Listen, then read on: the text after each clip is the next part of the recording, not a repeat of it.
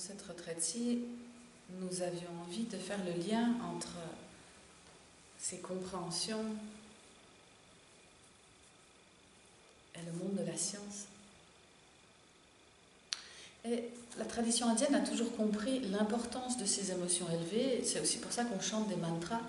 Les mantras nous donnent de la joie, éventuellement de l'affection les uns pour les autres. Les mantras nous donnent de la gratitude, changent notre énergie.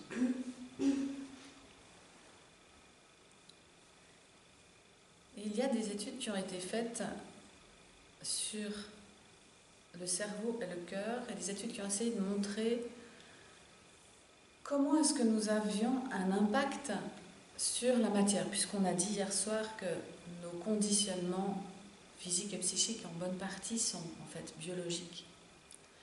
Et que quand c'est biologique, ça veut dire qu'il y a une grande inertie. Mais en même temps, on sait que la pensée a un pouvoir. Et que l'intention peut modifier la matière. Et donc l'intention peut modifier aussi nos structures biologiques.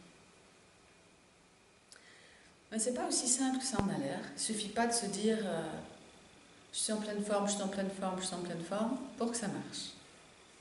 Il y a un petit secret à percer. Et la science nous raccourcit le chemin, nous permet de comprendre beaucoup plus vite quelles sont les conditions pour arriver à se transformer soi-même. Et il y a une étude qui a été faite sur des brins d'ADN avec 3 groupes de personnes. Au premier groupe de personnes, on leur a dit, vous vous concentrez sur ces brins d'ADN avec l'intention de les dérouler. Les brins d'ADN étaient repliés sur eux-mêmes, et l'idée c'était que quand on va de nouveau les regarder au microscope, ils seront déroulés. Au deuxième groupe, on a dit, vous vous concentrez sur ces brins d'ADN et vous émettez toutes les émotions élevées dont vous êtes capable. Vous émettez de l'amour pour ces brins d'ADN, de la joie, de la gratitude. Et au troisième groupe, on a dit, vous allez vous connecter à votre cœur, à ces émotions élevées, et vous allez vous concentrer sur l'intention pour que les brins d'ADN se défassent. Résultat. Le premier groupe, qui avait travaillé seulement sur l'intention que les brins d'ADN se déroulent, quand on a regardé au microscope, ça n'avait pas bougé. L'ADN n'avait pas bougé. Donc juste la force de l'intention toute seule, ce n'était pas suffisant à modifier la matière. Le deuxième groupe, qui s'était concentré sur les brins d'ADN en leur envoyant beaucoup d'amour, il ne s'était rien passé non plus. Les brins d'ADN avaient toujours exactement la même forme. Par contre, dans le troisième groupe, quand les gens avaient posé l'intention que les brins d'ADN se défassent et qu'ils étaient simultanément dans une attitude aimante, les brins d'ADN se sont déroulés. Ils ont eu une influence sur la matière. Et c'est très important parce qu'on sait peut-être que la force de l'intention est agissante et que donc nos pensées ont un effet sur notre corps, sur notre environnement. Mais ce qu'on ne sait pas toujours, c'est qu'il faut que cette intention soit chargée d'une énergie. Et cette énergie, c'est une énergie vraiment d'un type particulier, c'est une énergie noble, c'est une énergie qui vient au moment où vous êtes connecté à des sentiments élevés. Et là, seulement, quand vous mettez les deux ensemble, en quelque sorte votre affection et votre intention, c'est à ce moment-là qu'il va y avoir des petits miracles dans nos vies.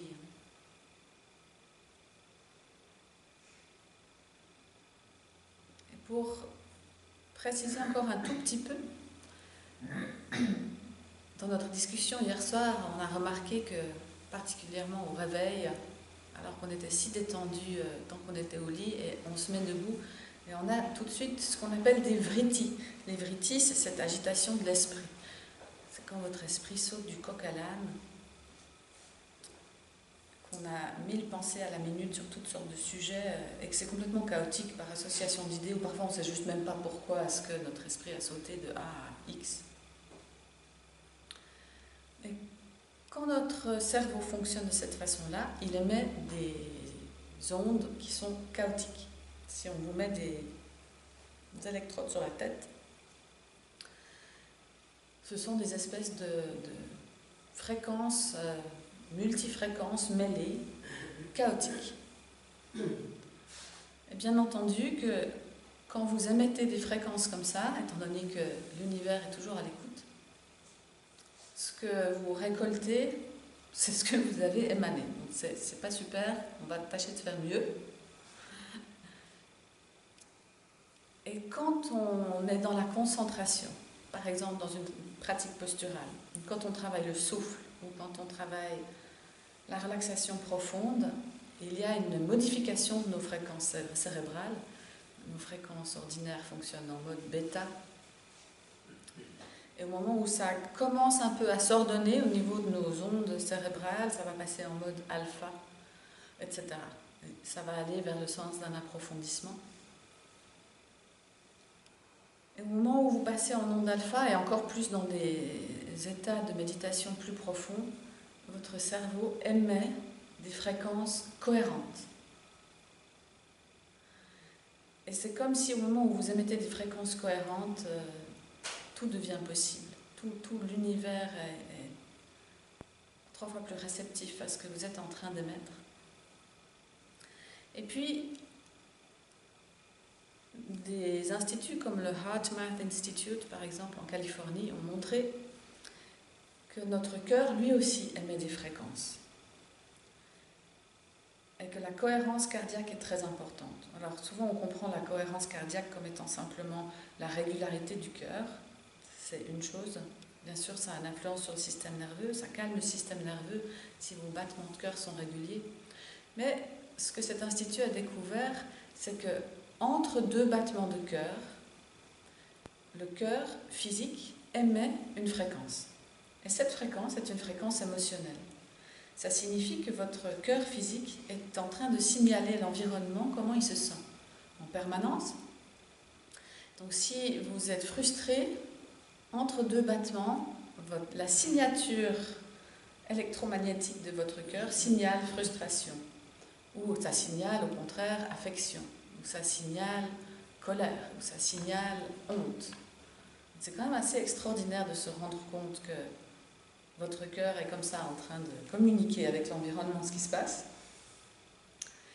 Et on a aussi découvert que les cerveaux de tout le monde sont les récepteurs.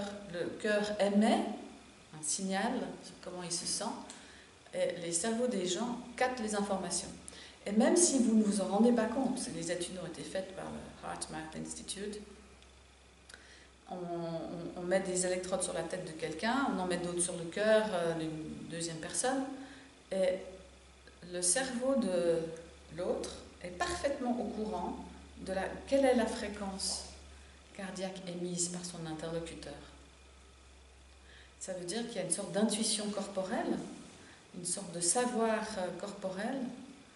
Et même si vous, dans votre conscience de surface, vous êtes face à l'autre et vous dites « Non, il a l'air assez souriant, ça a l'air de bien aller », en fait, votre cerveau a capté « Ça ne va pas du tout, la personne est en train d'émettre des signaux de tristesse ». Donc il y a quelque chose en nous qui sait les choses, même quand à la surface, on ne le sait pas.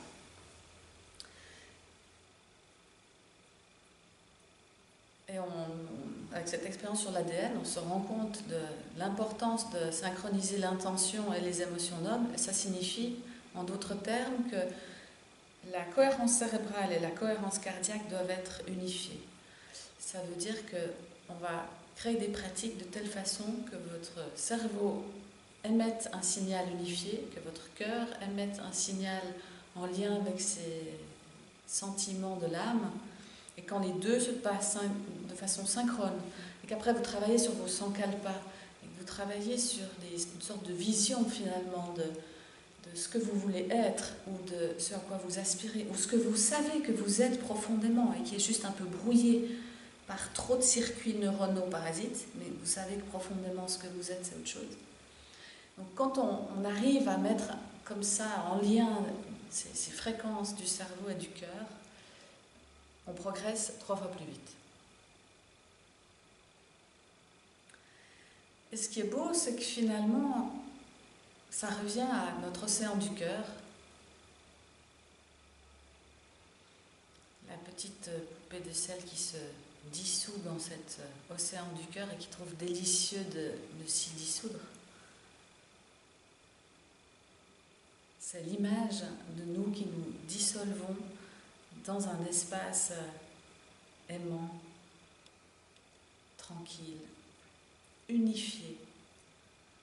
À chaque fois que nous sommes dans la fragmentation, dans le morcellement, dans des désirs contradictoires, nous émettons des fréquences qui, de nouveau, sont chaotiques.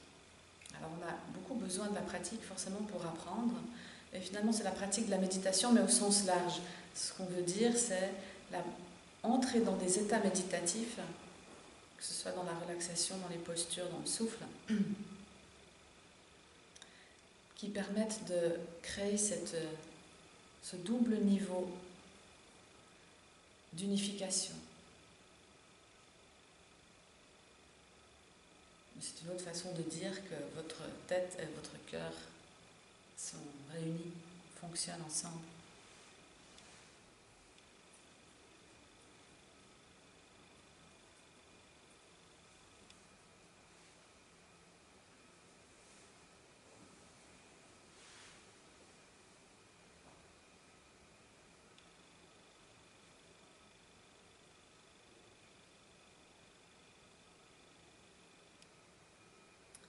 Alors, j'espère que ces explications un peu scientifiques vous permettent d'avoir un autre regard sur pourquoi on fait les pratiques, qu'est-ce qu'on cherche dans les pratiques, comment ça se fait qu'elles fonctionnent si bien.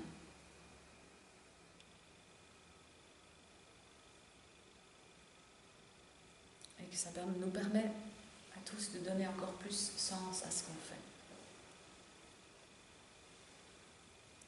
Et dans la pratique, dans un instant, on va précisément travailler là-dessus. Nous allons essayer de synchroniser nos fréquences cérébrales et nos fréquences cardiaques.